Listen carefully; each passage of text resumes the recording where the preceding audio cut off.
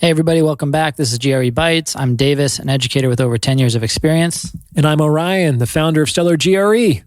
We're here to bring you your weekly bite-sized episode on GRE prep and grad school admissions.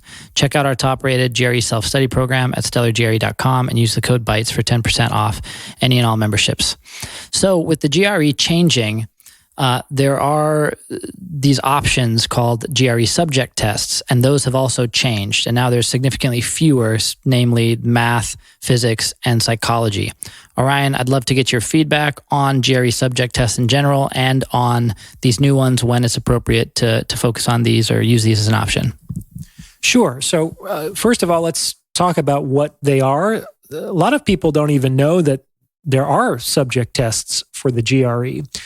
And as you mentioned, there used to be a lot more of them. I remember there was some on English literature, chemistry, economics, and apparently they don't exist anymore. I don't remember when they got rid of those things. I don't think it has to do with the recent changes.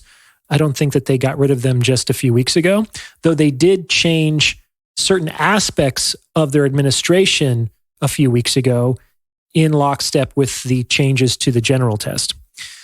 So as you mentioned, there are 3 subject tests that are currently offered by ETS. They are mathematics, physics, and psychology.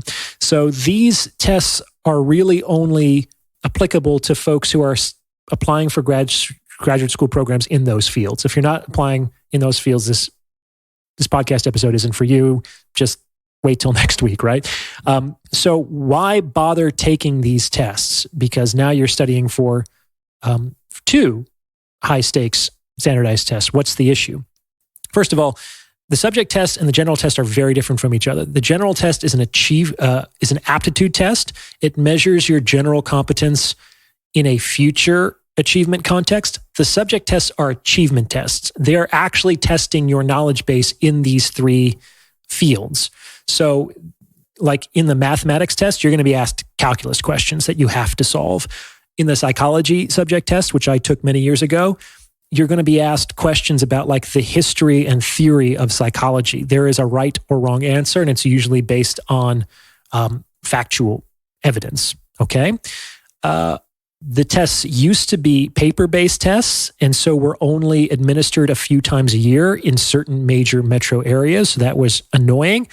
Apparently, starting last month, the GRE subject tests are administered in a computer-delivered format, and they're actually a little bit shorter than they used to. So they've cut the subject tests just like they've cut the general tests, and they're now available on computers at regular testing centers. So they're more accessible to students who are interested in doing so. They are multiple choice tests.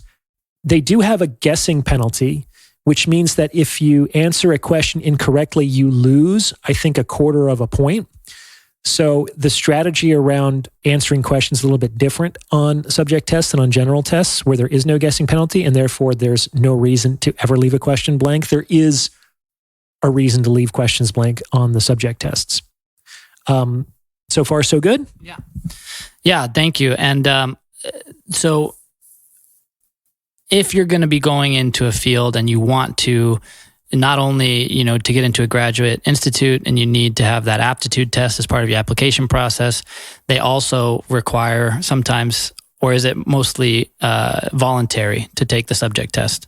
I think it's pretty rare for grad programs to require a subject test. I bet that they exist, but far more often it's more encouraged. It can definitely improve the strength of your application if you're applying to a program in one of these 3 fields, if you can get a very high score on one of these subject tests. It demonstrates a degree of competence that will differentiate you from your competition, okay? Now, that's one reason. It makes your application stronger if you can achieve a good score on one of these tests. But another real practical reason is that it can potentially get you out of a number of prerequisite classes. That's why I took the psychology GRE back in the day. When I first considered going back to grad school for psychology and was doing my research, it looked like I would have to go back to school to go back to school. Like, because I didn't have a bachelor's in psychology, some programs had like 7 prerequisite classes in all kinds of different things. I would have to go to a community college or get an associate's degree and probably spend a year, maybe more, just ticking off the prerequisites before I could even apply to go to grad school, which is itself a 5-year experience to get the doctorate. And that did not seem like a good idea to me. To go back to school, I was like nuts to that.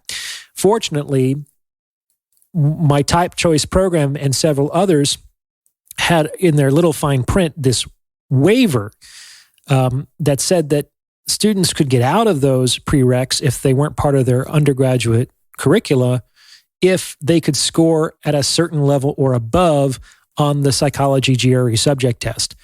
And I looked into it, and it was a pretty decent score, but it wasn't like a top percentile score either. And that was far more cost and time effective. Like I spent 2 months, I got some specialized materials. I hit the books. I learned all of these random facts about psychology and the history of the field. It took me 2 months instead of 2 years. I spent a couple $100 on the test and the prep materials, and I was able to get out of 7 prereqs, saved me thousands of dollars, and even more importantly, a year or 2 of work so I could move on with my career aspirations more quickly. So that, in my opinion, is the best reason to take a GRE subject test, is to get out of prereqs so that you can move forward with the application process faster. But it can also help to distinguish you from your competition if you're applying in one of these 3 fields, which often have a great deal of competition.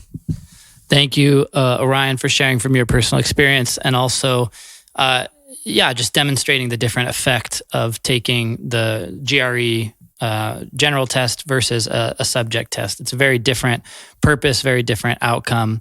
So I appreciate that. Thank you, everybody else, for tuning in. We'll be back next week for another bite-sized episode of GRE Bites. If you have a topic you'd like to discuss on a future episode or want to drill more into any other episode that we've had and there was questions you had, please let us know at stellargre@gmail.com. And if you're ready to take your GRE prep to the next level, check out our top-rated GRE self-study program at stellargre.com and use the code BITES for 10% off all memberships. Thank you, everybody. Talk to you soon. Bye-bye.